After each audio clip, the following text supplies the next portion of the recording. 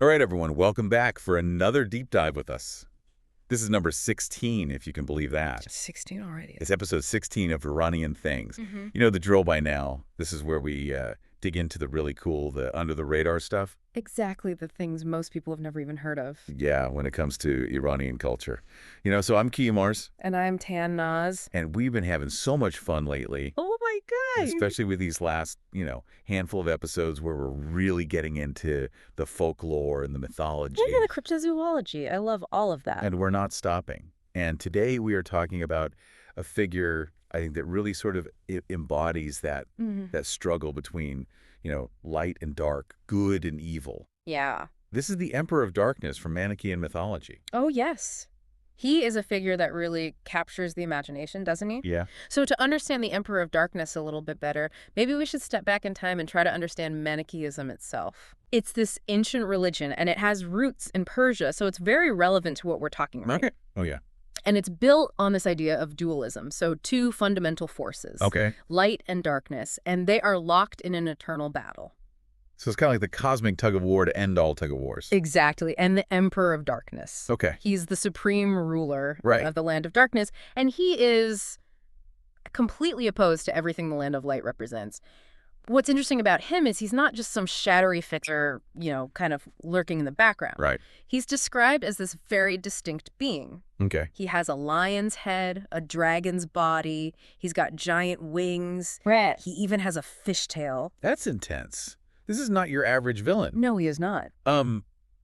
I'm assuming that all of those details, like those are very specific details that they gave us Right. about his appearance, his monstrous appearance. It's not just for show, right? Exactly.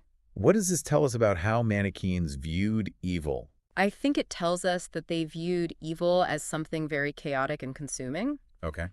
And the story goes that the Emperor of Darkness saw how beautiful and how good the Land of Light was, and it made him incredibly jealous. So jealous, he actually did something about it. He did. He launched a cosmic attack, and he was trying to capture the light and the very souls that belonged to that realm. So it's not just a battle for, like, territory or anything like that. It's really a battle for the essence of goodness.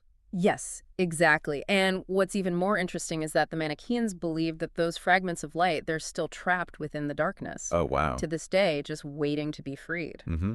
And that's powerful imagery, right? Very much so. Like that speaks to us even today, when we think about those times in our own lives when we're, searching for a little bit of light, searching for a little bit of hope. Absolutely. And you mentioned that dualism is a big part of Manichaeism.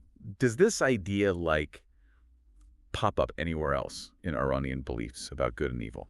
Absolutely. I think dualism is something that we see in many different ancient religions and mythologies. Yeah. For example, in Zoroastrianism, Mm-hmm. which is another ancient Persian religion, you have this conflict between Ahura Mazda, who embodies goodness and order, Okay. and Angra Mainyu, who embodies evil and chaos.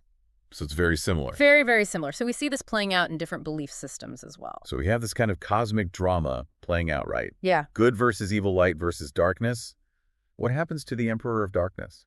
Well, he doesn't reign supreme forever. Okay. And his downfall is very dramatic. Just imagine a hole opening up in the universe, and it's the size of the entire universe. That's a big hole. Yes, it is. And that's where the Emperor of Darkness ends up. He falls in. He falls into this abyss, and then a stone the size of the entire universe seals him in. So it's game over. It is light and darkness separated for all eternity. Wow. Talk about an epic conclusion. Right. It's hard to not be struck by that imagery, It's powerful stuff. the scale of it. Yeah. And it makes sense that these stories would have, inspired art and literature and storytelling for centuries. For sure. Really interesting stuff. And while you're letting all of that sink in, don't forget to hit subscribe and leave us a comment because we love hearing from you. Yes, we do. And as we wrap up this deep dive into the world of Manichaeism and its formidable Emperor of Darkness, Yes. I'd like to leave you with something to think about. Yes. If these stories are so powerful and they still resonate with us today, Mm-hmm. what does the Emperor of Darkness represent to you? And what light are you fighting to free in your own life? Ooh, that's a good one. Think about it. That's a good one. Until next time. All right, we'll see you next time.